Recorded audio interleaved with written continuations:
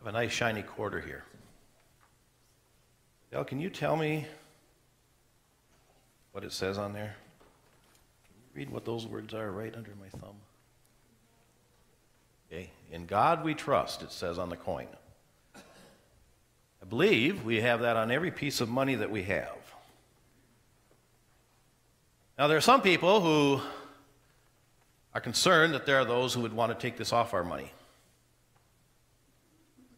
I don't know that that's a fact. There are people trying to get this off, maybe a few here or there, but I don't know if there's any major concern about that. But personally, I'm not sure it should be on there. Why do we have "In God we trust" on our money? A lot of other things we could have put on there. We could have put "For God so loved the world." We could have put one of God's commands, "Stand fast in the Lord, be strong." We put "In God we trust." Personally, I think we should take that off our coins and our money and quit being hypocrites. In God we trust? Do we really trust in God? Do any of us say that we have complete faith and trust in God and that we live our lives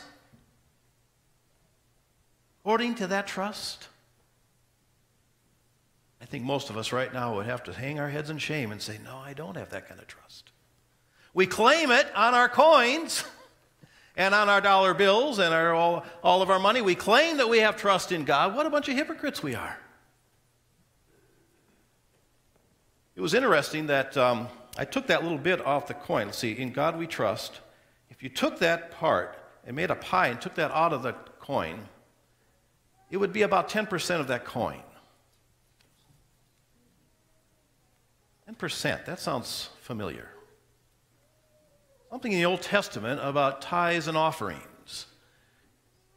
Something about God saying that we should give the first 10% of everything we have back to God. Not the second 10%, not the last 10%, the first 10% belongs back to God. We really trusted in God. Wouldn't we do that? This is my mini stewardship sermon, by the way. This has nothing to do with the rest of the sermon that's coming. But I thought, well, this would be a good time. I don't have a stewardship sermon planned for a while, so this is my stewardship sermon. How do we show that we trust God is what I'm trying to get through to myself and to all of us. We say we trust in God, and yet we hang on to that coin with everything we've got. It would take 10 people to pry this coin out of my hand. I'm not going to let anybody else get it. Am I willing to trust God enough to give to God what belongs to God? Now, to move forward with this, how does my life reflect my trust in God? We've been talking now for the last 9 sermons. Well, 8 sermons. Today is 9. Next week will be the last one. We've been talking a series of sermons on living our Christian faith, being a witness, speaking the language of God, not just with our mouths, because it's easy to say we trust in God, but through our lives. Do our lives on a daily basis reflect what we say on our coins, that we trust in God? That's what I want to focus on today. Trust. We've been talking about a lot of different ways in which we speak the language of God.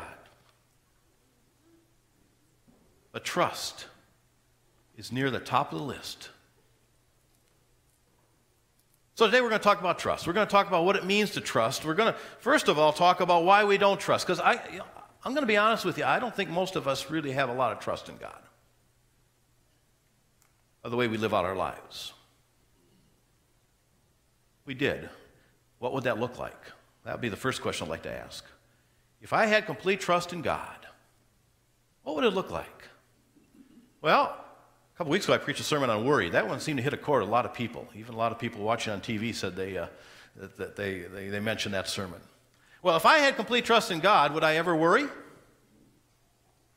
course not. wouldn't worry about anything. Because I have trust in God. God will take care of all things. So if I had complete trust, I wouldn't worry. Car breaks down, no problem. God will take care of it. Of course, we have to do our part. We just got our tax statement yesterday on what it's going to cost for our property taxes. I don't know if any of you got that. Holy cow. You know, where's my trust? First thought I have when I get something like that is, oh my goodness, Lord, how are we going to do this? Where's my trust? When we question God, when we worry about the future, what kind of witness is that to those around us? Especially those of us who claim that we have this trust in God that we want on our coins. Well, if we want it on our coins, then we better start living it in our lives. Okay, first thing I want to say or ask is, why don't we have trust? Why do we lack trust? I asked that question in the Gmail this week. I got one answer. It happened to be the one that was at the top of my list. And I know it would be the answer many of you would give. The reason we have trouble trusting is because at some point in our life, somebody has broken trust with us. Somebody has let us down. Now, as I mentioned that, I'll bet there's a number of you who immediately can think of something. Someone just came to mind right now. Because at some point in your life, you were so hurt, you were so devastated, and that has remained with you. Somebody that you trusted enough to share a confidence with, broke that confidence and told other people. Somebody that you had faith in lied to you, took advantage of you. They broke trust. It's hard to recover from that. And when someone has done great damage to us, it's hard to gain that trust back again. And if we can't trust those closest to us, how can we learn to trust God? It's hard. Because in our earthly relationships, we've learned sometimes we just can't trust other people. And that hurts. And those scars remain, and they continue with us. Hard to trust God when we've learned that we can't trust other people.